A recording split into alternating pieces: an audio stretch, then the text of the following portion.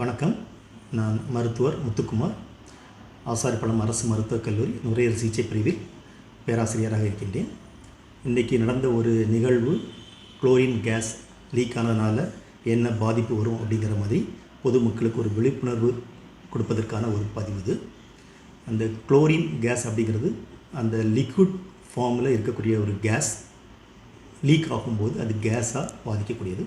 அது எவ்வளவு குவான்டிட்டி, எவ்வளோ ஃபோர்ஸ் அதில் வெளியில் வருது, அதை பற்றி தான் நம்மளுக்கு வரக்கூடிய சிம்டம்ஸ், அந்த நோயுடைய தாக்கம் இருக்கும். இது திடீர்னு நடந்த ஒரு நிகழ்வு, sudden explosion of the gas.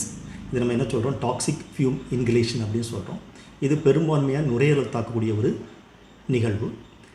இது தாக்குறதுனால என்ன ஆகும், நம்மளுக்கு மெயினாக அது பட்ட உடனே கண் எரிச்சல், மேலில் ஒரு சொறி, தெல், ஊறல் மாதிரி வரக்கூடிய விஷயங்கள், இருமல், ஒரு மூச்சு திணறல், செஸ்ட் டைட்டஸ் சொல்லக்கூடிய நுரையீரல் அழுத்தம், இது போன்ற நிகழ்வுகள் தான் நம்மளுக்கு ஒரு சிம்டமாக நம்மளுக்கு ப்ரெசென்ட் ஆகும். அது நான் முதலே சொன்ன மாதிரி எவ்வளவு குவான்டிட்டி, எவ்வளவு ஃபோர்ஸில் அந்த கேஸ் நம்மளை தாக்குது அப்படிங்கிறத வச்சு தான் இருக்குது. இப்போ நிறைய கேஸ் ஸ்மாலாக கொஞ்சம் போண்டு அமௌண்ட்டு லீக் ஆச்சு அப்படின்னா, மெதுவாக சின்ன குவான்டிட்டி லீக் ஆகுது அப்படின்னா நம்மளுக்கு இந்த கண்ணெரிச்சல், இருமல், மூச்சு திணறலோடு நிற்கும்.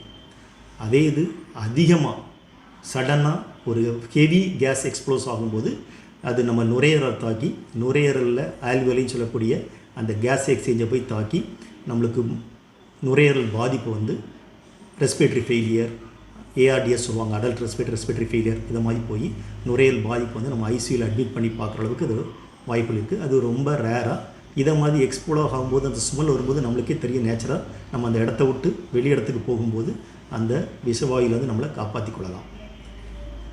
இதை எப்படி எதிர்கொள்வது அப்படின்னா, இது திடீர்னு நடக்கக்கூடிய விஷயங்கள். இதை மாதிரி வரும்போது என்ன பண்ணலாம், இது நுரையீரலை தான் பாதிப்பதுனால மூக்கை ஏதாவது ஒரு கர்ச்சிப்போ இல்லை ஒரு மாஸ்கோ எடுத்து உடனே ஒத்திக்கலாம்.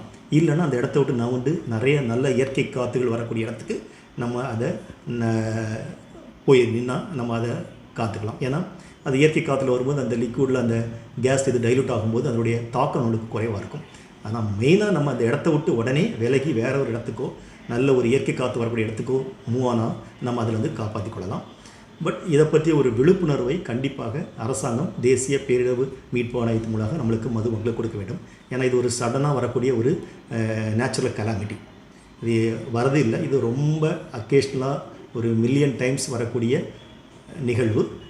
அதனால் இதிலேருந்து நம்மளை எப்படி காப்பாற்றி கொள்வது அப்படிங்கிறது, அதை சுற்றி உள்ள அதை ஹேண்டில் பண்ணக்கூடிய தொழிலாளிகளும் சரி, அங்கே ஒர்க் பண்ணக்கூடிய வல்லுநர்களுக்கும் சரி, அதை சுற்றி உள்ள பொதுமக்களும் எப்படி அதிலிருந்து தன்னை காப்பாற்றி கொள்வதற்காக தேசிய மீட்பு குழுவோ நம்முடைய அரசாங்கமோ இதை பற்றிய ஒரு ஒத்திகையோ இதை பற்றி ஒரு விழிப்புணர்வோ சுற்றி உள்ள மக்களுக்கு வழங்கினால் இதை மாதிரி ஒரு நிகழ்வு வரும்போது நம்மளை அதிலிருந்து காப்பாற்றி கொள்வதற்கு முயலலாம். இப்போ தண்ணீர் சுத்திகரிக்கிறதுக்காக பயன்படுத்தக்கூடியது குளோரின் கேஸ். இதே நேரத்தில் இந்த சில கிணறுகளில் விஷவாயு வருது அப்படிலாம் சொல்கிறாங்கல்ல, அதுக்கும் இதுக்குமான வித்தியாசங்கிறது என்ன மாதிரி? கண்டிப்பாக இது ஒரு குளோரினை ஒரு ஃபுல் டைட் கண்டெய்னரில் கேஸ் மாதிரி வச்சுருக்காங்க. அது ஒரு ஸ்மால் குவான்டிட்டியை அந்த கிணத்துல உள்ள தண்ணியை சுத்திகரிக்காக போடுவாங்க. நான் முதலே சொன்ன மாதிரி இது குவான்டிட்டி சம்மந்த விஷயங்கள், எவ்வளோ அமௌண்ட் நம்ம மிக்ஸ் பண்ணுறோங்கிறது. அந்த கிணறு இந்த மாதிரி விஷயங்களை யூஸ் பண்ண குளோரின்லாம் ஒரு மினிமல் குவான்டிட்டி, அதனால் வெறும் கண்ணெரிச்சல் மட்டும் தான் வருமே தவிர அதனால் நம்மளுக்கு நுரையீரல் பாதிப்பு வரக்கூடிய வாய்ப்புகள் ரொம்ப கம்மி.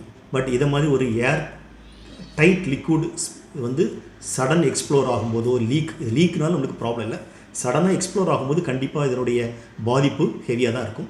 இது ஒரு லீக்னால நம்மளுக்கு அதனுடைய குவான்டிட்டி கம்மியாக இருந்துச்சு. நீங்கள் சொன்ன மாதிரி இதே மாதிரி இடத்துல இதுக்கும் அதுக்குள்ள வித்தியாசம்னா குவான்டிட்டி தான். சடனாக எக்ஸ்ப்ளோர் நிறைய கேஸ் அதே டைமில் நிறைய அமௌண்ட் வரும்போது அதோடைய பாதிப்பு நம்மளுக்கு கண்டிப்பாக அதிகமாக தான் இருக்கும். இது மாதிரியான நேரங்களில் பொதுமக்கள் ஒரு திறந்த வழிகளை பயன்படுத்துறது தான் நல்லதுன்னு கண்டிப்பாக திறந்த வழியில் போகும்போது நம்மளுக்கு அந்த இயற்கை காற்றை சுவாசிக்கும் போது நம்ம அந்த விஷவாயு தாக்குறது நம்மளை ஆனால் ஃபார் அவே அந்த இடத்துலேருந்து ரொம்ப தூரத்துக்கு போய் ஒரு இயற்கை காற்றை சுவாசிக்கும் போது நம்ம அந்த விஷவாயு தாக்குறது நம்மளை காப்பாற்றி கொள்ளலாம்.